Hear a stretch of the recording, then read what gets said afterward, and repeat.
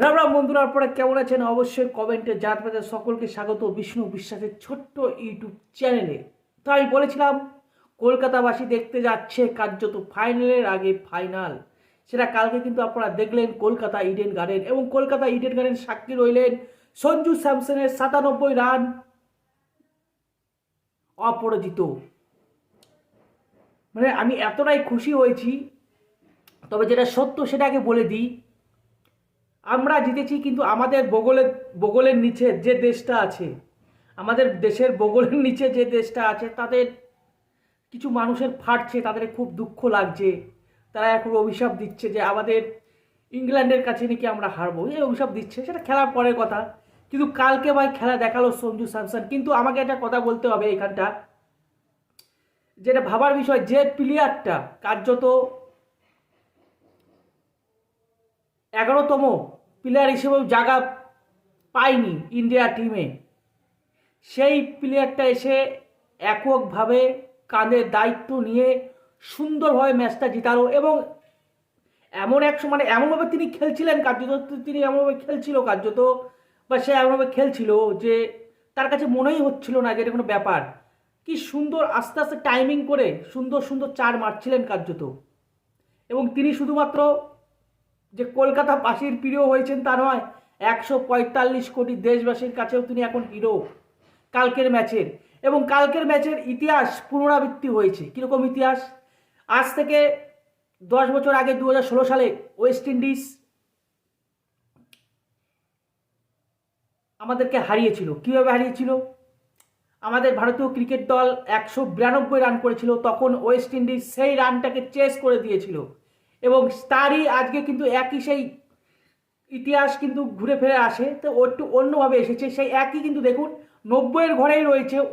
West Indies রানটি করেছে, সেই রানটি ভারতীয় ক্রিকেট দল বার করে দিল।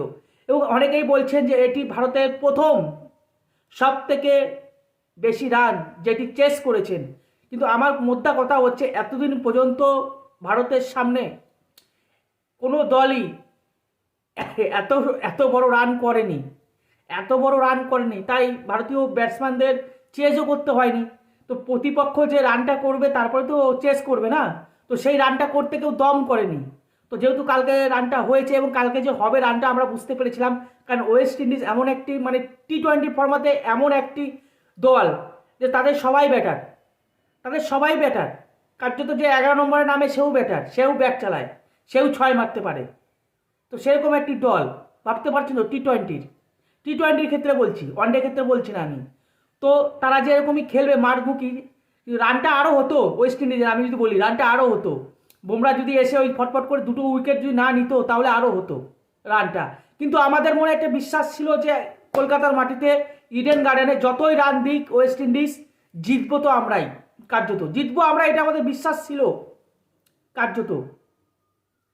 তো যাই হোক, জিতেছি এবং ভাই কি খুশি হয়েছি, কি বলবো, কিছু বলার নেই, কিছু বলার নেই। জাস্ট অসাম, অসাম খেলেছে সঞ্জু স্যামসন, অসাম। স্যালুট, এরকম প্লেয়ারকে স্যালুট, যে কোনো রিল্যাক্সে খেলছে, পুরো পুরো রিল্যাক্স, কোনো কিছু না, পুরো রিল্যাক্সে খেলে যাচ্ছেন তিনি।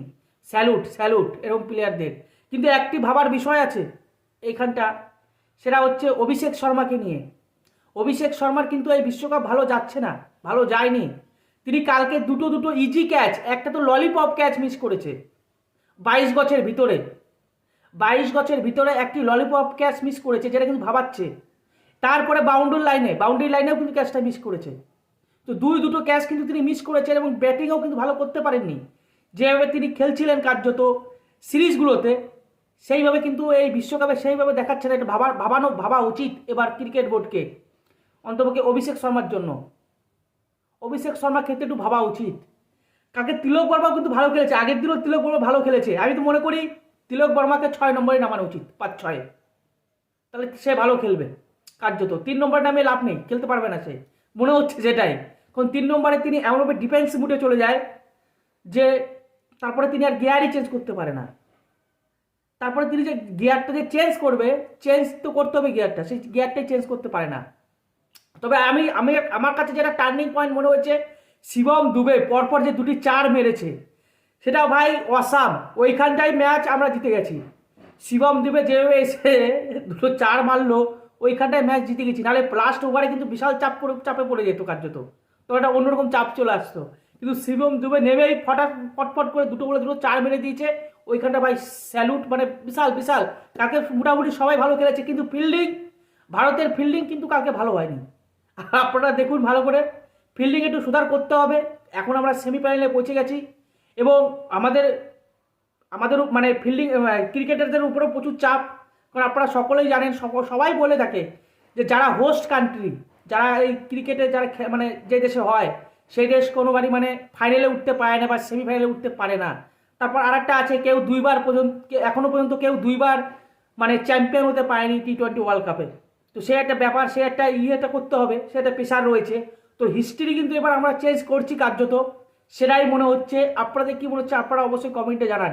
আর যে কথাটা বললাম যে আমাদের দেশের বগলের তলায় যে দেশটা রয়েছে, তাদের কিছু অংশ মানুষের ফাটছে কার্যত, ফাটছে, তাদের ফাটছে মানে কার্যত। এখন তাদের দেখতে পাচ্ছি ইংল্যান্ড তাদের এখন পিতা হয়েছে, সর্বপিতা ইংল্যান্ড, সর্বপিতা হয়েছে ইংল্যান্ড। এখন তারা ইংল্যান্ডের দিকে তাকিয়ে রয়েছে কার্যত। তো ভারত এখন সুস্থ থাকুন, রাম রাম, ভারত মাতাকে জয়, বন্দে মাতরম, জয় শ্রীরাম। তো এবারে 2026-এ আমরাই চ্যাম্পিয়ন হচ্ছি। যদি একমত হন কমেন্টে জানান।